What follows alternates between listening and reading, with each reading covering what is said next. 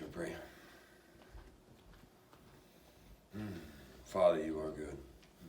There is no doubt. There is none good but one, and that is you. And you are here for us. And you love us. And everything good flows from you. Let us embrace it. Let us not call evil good and good evil, but instead stand upon truth. Stand upon you. Rest in you. For your name, for your glory. Teach us this morning. Fill us with truth. Renew our strength. Restore our hope. Renew our minds so that we can see what it is that you want and that it is indeed good.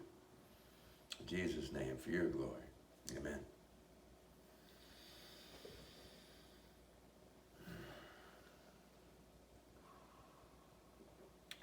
Well, I'm going to read from the book of Galatians, from the letter to the Galatians, the letter to the people who live in Galatia.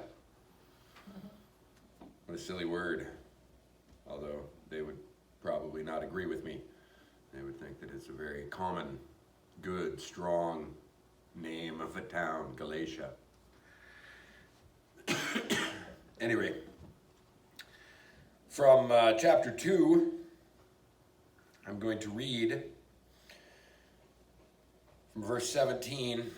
But if, in seeking to be declared righteous by God through our union with the Messiah, we ourselves are indeed found to be sinners, then is the Messiah an abater, an aider, and abetter of sin? Heaven forbid. Indeed, if I build up again the legalistic bondage which I destroyed, I really do make myself a transgressor. For it was through letting the Torah, letting the law, speak for itself that I died to its traditional legalistic misinterpretation, so that I might live in direct relationship with God.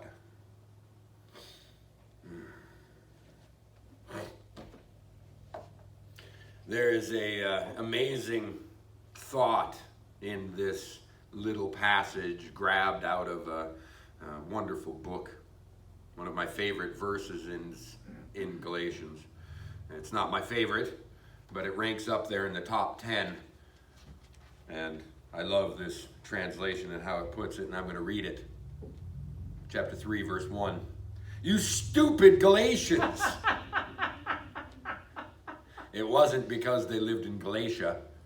It wasn't because of the name Galatia or that they were Galatians. It's that they were being stupid. It's because they were indeed building up again the legalistic bondage, which I destroyed, making themselves transgressors. That was their stupidity. They allowed certain people to come in and teach them things that they were freed from, to bring them back again into bondage, not as a bondservant of Jesus Christ, not as a slave to all so that some might be saved, but a slave, once again, to legalistic misinterpretation of the Torah, of the very nature and character of God. That is why Paul looked at them and wrote to them and said, you stupid Galatians. And I going back into the King James translation, what does it say in that verse? It says, you foolish Galatians. Same thing.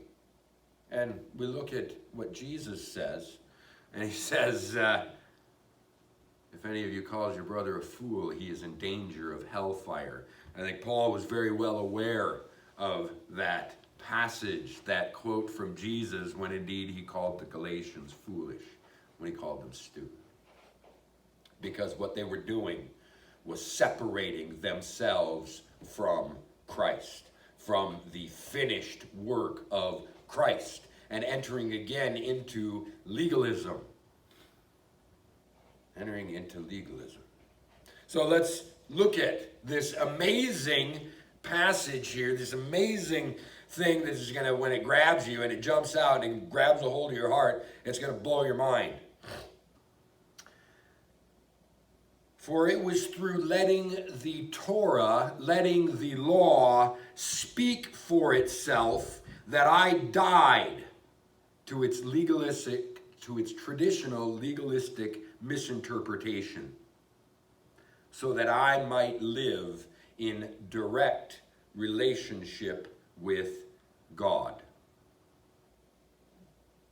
Let me read that again, because this needs to sink into our very being. For it was through letting the law speak for itself that I died to its traditional legalistic misinterpretation, so that I might live in direct relationship with God. How often do you let the law speak for itself? How often? I'm going to address a few things that several of you are familiar with. By several, 3 adults that are here. But I'm going to look at what is the law. What is it? Is it, again, the list of rules that you have to follow so that you can see God? No, that is its misinterpretation. That is the lists that we are going to abide by so that we do not face the wrath of God in his displeasure as he is waiting for us to break one of his rules so that he can punish us in his self-righteousness. That is a misinterpretation of the law. It's wrong. It's ungodly. It was not, nor was it ever, his plan for the law.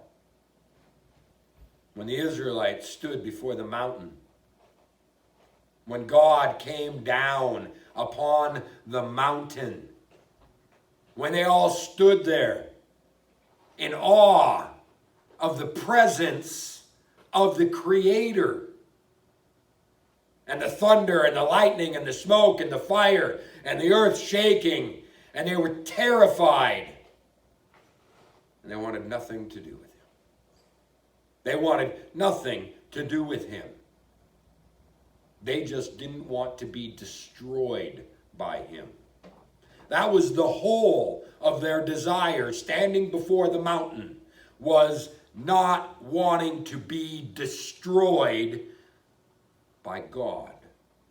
And they turned to Moses and they said, you know him. You go speak to him. You find out what it is that he wants us to do, and we'll do it. Just keep him away from us, because we are afraid.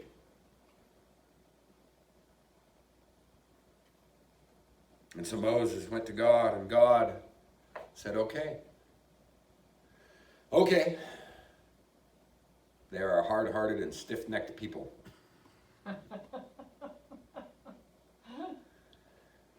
I will tell you who I am. I will tell you who I am. And I will write it on a stone, and this will be the law. This will be the Torah. This will be my word to you. And if you live like this, then I will dwell amongst you, because this is me. Do not have any God other than me. Why? Well, one, there is no other God but God. There is no other God but Yahweh. Amen. 2, God, Yahweh, bows to no one. That's right. He is God. He has no gods that he answers to. Amen. It is his very nature and character.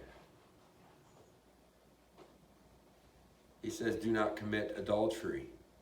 Honor your father and your mother. Do not lie. Why? So that he can punish us if we lie? No, because he does not lie. He will never betray the one that he loves. And who does he love? For God so loved the world. Not just the elect. Throw that aside. For God so loved the world. Amen. Every single person that God created, he loves. Amen. Judas, when he hung himself, broke the heart of God because God desired his repentance. God loved him. Amen. When the rich young ruler came to Jesus and refused, Jesus refused to come and follow him. And he walked away. Jesus looked at him and loved him.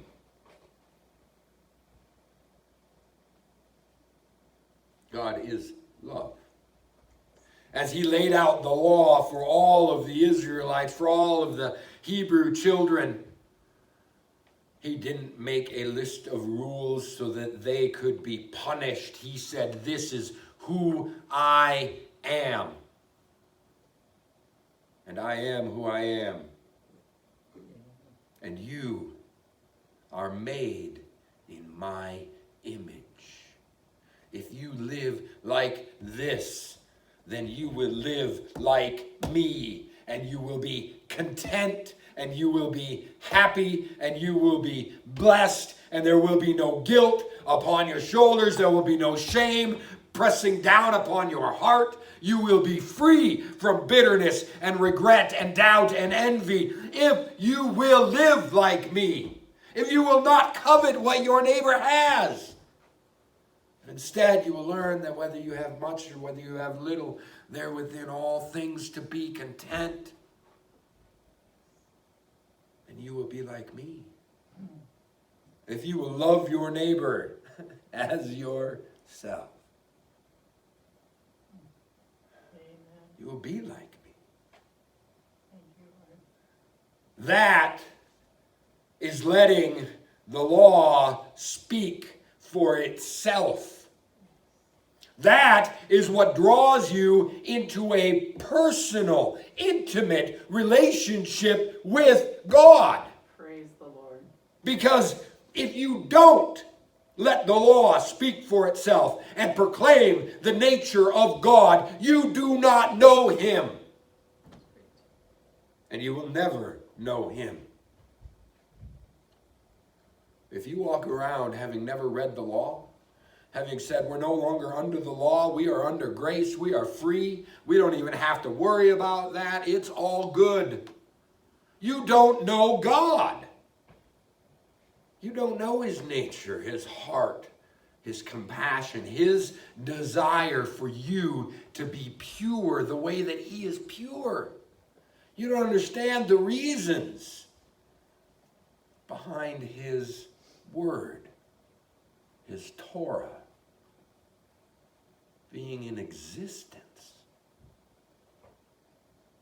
You must read the law so that you can know the heart of God. You must read the law so you can know the extent of your transgression that the grace of Christ has freed you from. The fact that, yes, had I not known Had I not read, thou shalt not covet, I would have never known I wasn't supposed to covet. I would have never realized that I need forgiveness, that I need grace, because I didn't even know I transgressed the law without having read it. You do not know what it was that Jesus died for. The price that he paid for your rebellion against God. You don't read the law thinking that adhering to it will get you into heaven. You stupid Galatians. This is what Paul is talking about. He's saying, no, I brought you the glory of the gospel of Jesus Christ, and you are now being blinded to it by these false teachers telling you that you have to do this and you have to do this and you have to do this in order to be saved, to be delivered, to enter into the kingdom of God. And this is a lie. You need to study it to find the nature of God, to enter into that intimate relationship, to let it speak for itself so that you can die to the legalistic misinterpretation of it. And you will find it in every church, all across America. You will find it no matter where you go. We have friends and family who rejoice because they were able to be set free from legalism, bound into it for the majority of their lives. All of a sudden, they truly taste and encounter the grace of God. They no longer were bound in guilt and shame and condemnation, both for themselves and for everybody else around them. They were set free. Amen. And this is what God desires for us. Legalism is destructive, and it completely ruins any chance of a relationship with God. It ruins it. Because we are basing our goodness upon ourselves instead of relying upon the goodness of God, His righteousness. It does not eliminate the fact, the truth, that we need to be pure, that we need to be holy. Amen. But the difference is in our heart's pursuit of it. This is the realization that has to pierce our souls. It doesn't matter how hard we try to be good if we are not good. Yeah. The only way we are good is if the Spirit of the risen Christ is alive in us. Amen. Right there at the beginning. But if in seeking to be declared righteous by God through our union with the Messiah, we ourselves are indeed found to be sinners, then is the Messiah an aider and abetter of sin? God forbid. Heaven forbid. But we are found to be sinners. It happens. We are found to play with things that we're not supposed to play with. To make noise where we're not supposed to make noise. To indulge in things that we're not supposed to indulge in. We are righteous in Christ. Christ does not aid or abet our sin. We, when we step out of union with Him, when we stop looking at Him. Yeah. When we look at our circumstances, when we look at our trials, and we do not see the joy in that trial, when instead we get caught up in this world, what do? We begin to feel a little discouraged because things aren't going the way that they're supposed to be going. And so we find mindless activities to distract us so that we do not think about the struggle that we're facing. Go to the movies, binge on Netflix, play video games, read books, mindless activities, so that we are not dealing with our struggles. What is it that God desires us to do? Shift our focus to Him. To turn and to look into the face of Christ and face our troubles. To bring them to Him, to lay them at His feet, to express our uncertainty, our worry, our doubt, our fear, to confess our sin, to voice our lack of trust and our desire to hide from it. We think that it's all good because of grace, and yet what is it that Adam and Eve did the moment that they sinned? The moment that they no longer trusted God? They went and hid. What is it that we find so common amongst believers in America? When the trouble comes, when the sin becomes evident in our lives, what do? We hide. We don't necessarily go into the woods and shake out some fig trees and grab their leaves and cover ourselves. We do it in other ways. We do it with everything that I listed. Every mindless activity that will keep us from thinking about our nakedness, our transgression. Whatever it is that we can do to cover it up. Not from God, because we're aware that He knows. From ourselves, so that we don't have to think about the fact that He is eternally omnipresent. That He is standing right there, aware of our vain attempt to hide. It's pointless, and yet we do it. And the more we do it, the further we sink. The more we do it, the more we try to find other ways of being good so that our righteousness will allow us to go before God. It's not true.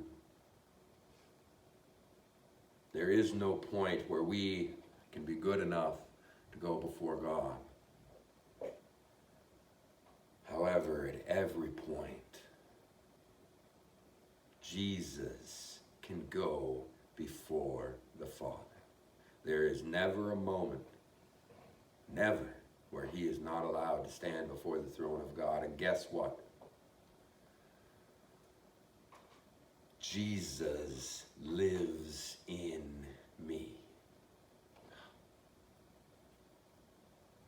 I am welcome before the throne, always, because of Christ. If you are His, and He is yours, then your access to the throne will never be denied. There's a reason it's called the mercy seat, so that we can go before it boldly and receive that which we need, which is truth, mercy, and grace. But we have to see sin for what sin is. The law, once again, is the nature, the character, the heart, the passion, the desire of the living God. What does that make its opposite? That means the absence of the law is the absence of God and his nature and his character and his will and desire, his holiness, his purity. Not one jot or tittle will ever pass away from the law. The law is done away with?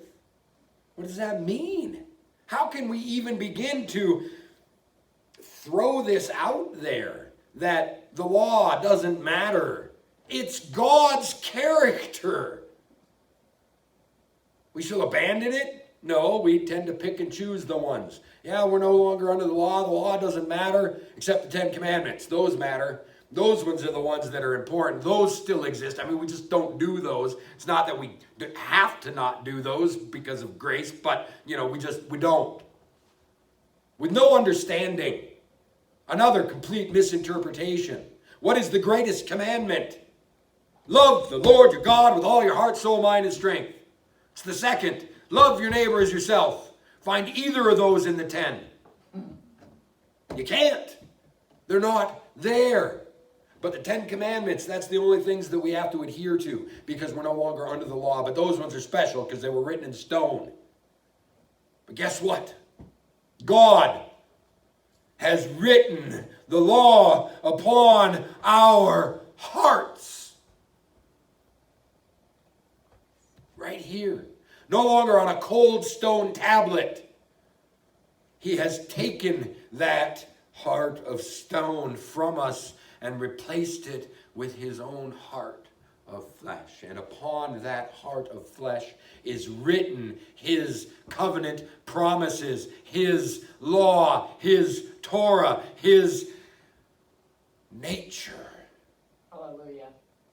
As we become new creations in Christ Jesus. Thank you, Lord. Thank you. This is allowing the law to speak for itself. Amen. We don't abandon it. It will never go away. It's God. And again, its opposite is not God. Its opposite is of this world, is of rebellion, is of resistance, is of pride. Again, for it was through letting the Torah, through letting the law speak for itself, that I died to its traditional, legalistic misinterpretation, so that I might live in direct relationship with God. When the Messiah was executed on the cross as a criminal, I was also. So that my proud ego no longer lives, but the Messiah lives in me.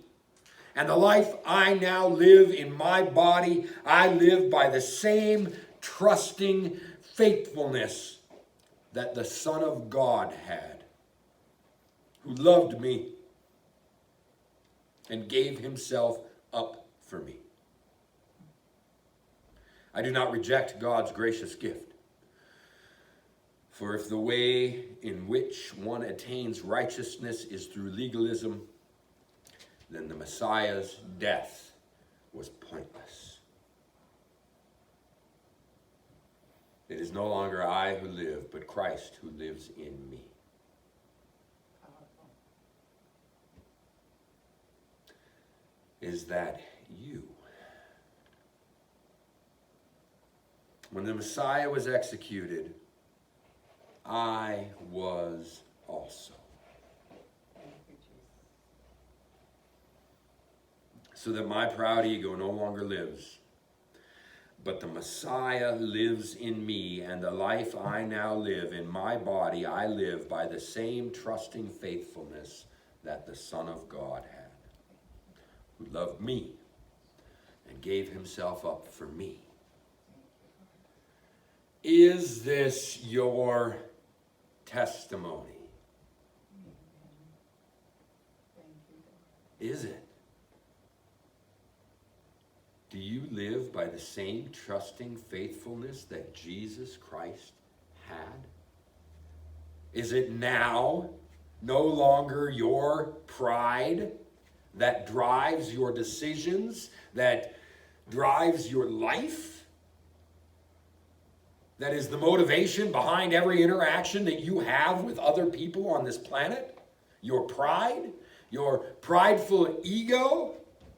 Again, looking at Paul, I will wager that he was one of the proudest men in all of Jerusalem. Yeah. He brings it up a couple of times in his letters. He's like, I don't want to boast. I don't want to do it. It's stupid. It is stupid. But here you go. You're listening to all these other people pump themselves up about why it is that you should listen to them. So, hey, I'm better. And you want to look at it from a worldly perspective. I got this, I got this, I got this, I got this, I got this. Way more than any of these people. I have even more of this and more of this, more of this. Hey, I was shipwrecked. I was beaten. I was left for dead. I was given the privilege of seeing the Messiah face to face. But that wasn't one that mattered, because that's not boasting in himself. I believe prior to meeting Jesus face to face, he would have been a very boastful man. Because as he expressed, he was a Pharisee of the Pharisees. He was better than all of them.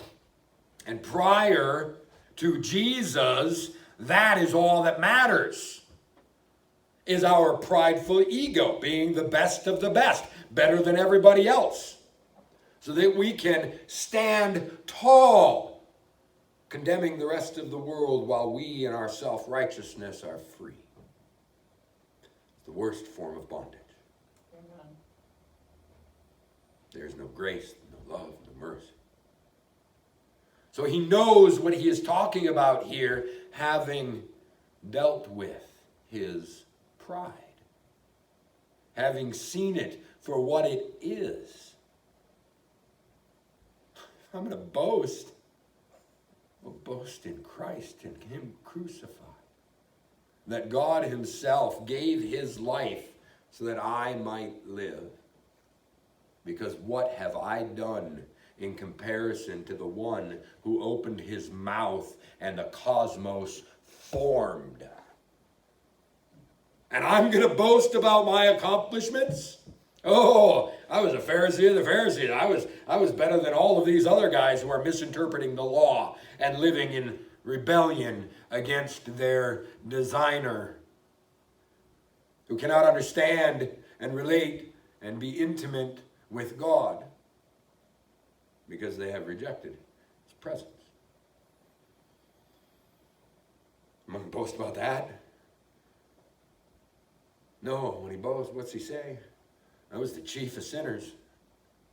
I was the best of the sinners. I was a better legalistic Pharisee than all the other legalistic Pharisees. I was the chief of sinners. And the grace of God, the righteousness of Jesus has become my breastplate. The righteousness of Jesus protects the heart of God that lives within me. Hallelujah. Oh. Praise you, Jesus. And why? Because he knows him. Because he intimately and deeply and passionately ran into his arms with all of his strength, seeking him with his whole heart. And he found him and was found by him. We let the law speak for itself. We have to do the same. We have to stop defending God. We have to stop making excuses for God. How many times do you need to actually step up and defend God in truth? Honestly. I mean, you really going to go fight God's battles for him? What does the word say? It says, oh, calm down. The Lord will fight for you. You need just be still. And we think we're going to go out there and fight God's battles for him. We're going to go out there. We're going to be victorious. Again, I saw it. I am not God's champion. God is my champion. Wow. I do not raise his banner. His Holy Spirit raises the banner and leads the charge.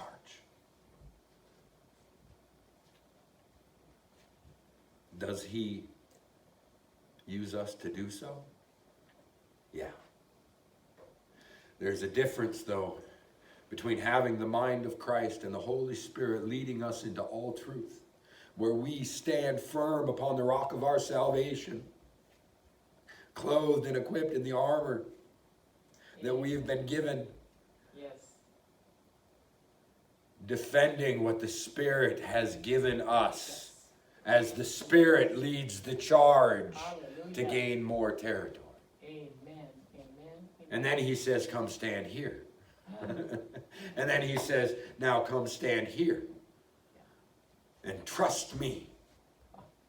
Trust me to deliver you. Trust me to provide for you. Trust me to make a way for you. That's right.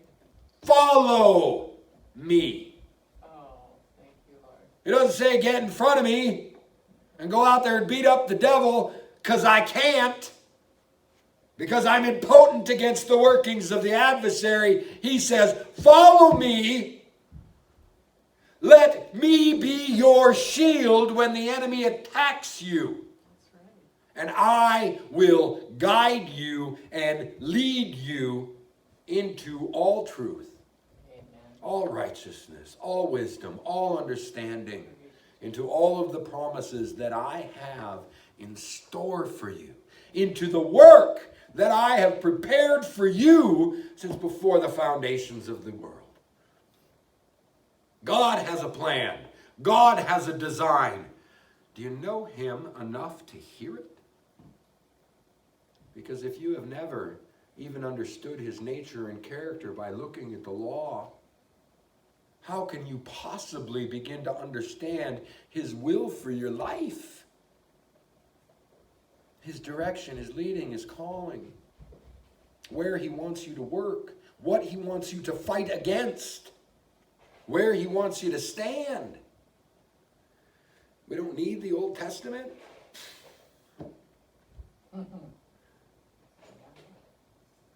God is love. What is the opposite of the law? If the law is indeed the character and the nature of God, what is the opposite? The absence of God, the rebellion against God. If God is love,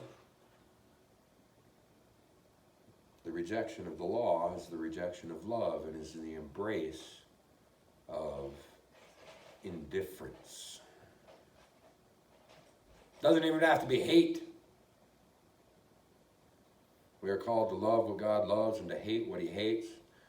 God loves the law. He loves the Torah. Because it's part of him. Is it all encompassing? No, not in the slightest. Is indeed all we need love? Yes, very much. Does love win? 100%. Does love cover many sins? Definitely.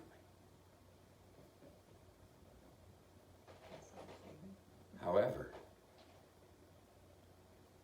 if we don't know what sin is, we don't even know what love is covering in ourselves, others. When we get angry with people who violate the law, even though we're not under the law, but they didn't do what they were supposed to do, so I have a right to be angry with them. There is no law. It's all grace. No, it's garbage. But when we get angry with somebody who sins against us, when all sin is truly against God, but who betrays us, who wrongs us, who lies about us, if the law didn't matter, that wouldn't matter. Without a proper understanding of the law, we now hold them in condemnation because we don't allow the law to speak for itself. Yes, did they violate it? Yes. Vengeance is mine, saith the Lord, I will repay. They violated his character. He wrote the law. We just got stung by it. We are called to forgive, to love. How are we going to forgive if we don't even understand the law to begin with? We understand who they have violated, what part of God's character they have spit on.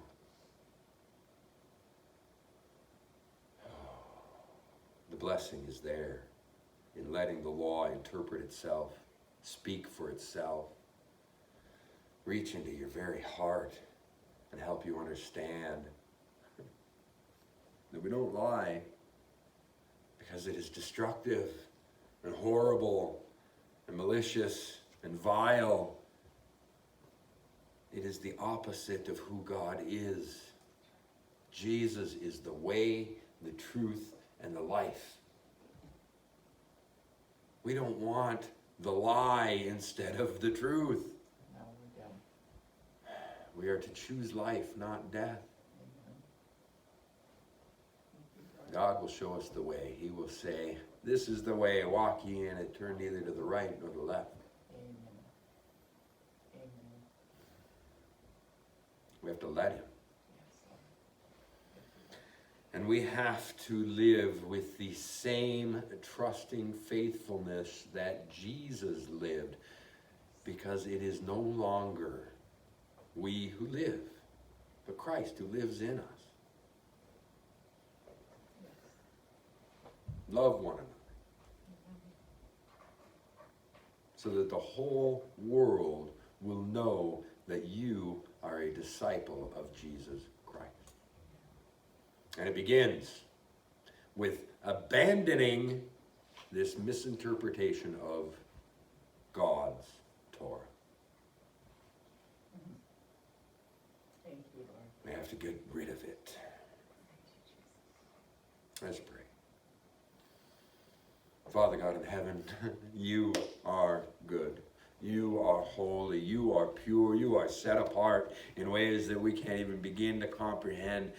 Oh, they say that if the works of Jesus were ever to be written down, the whole of the world would not contain the books. And yet, the whole of you,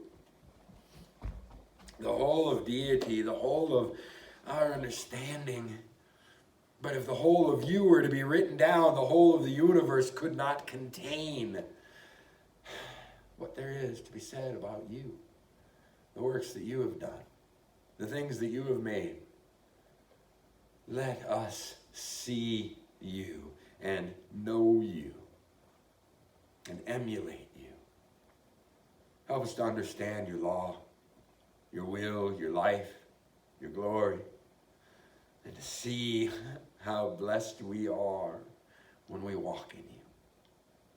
Bless us. Let us grow. In Jesus' name, amen.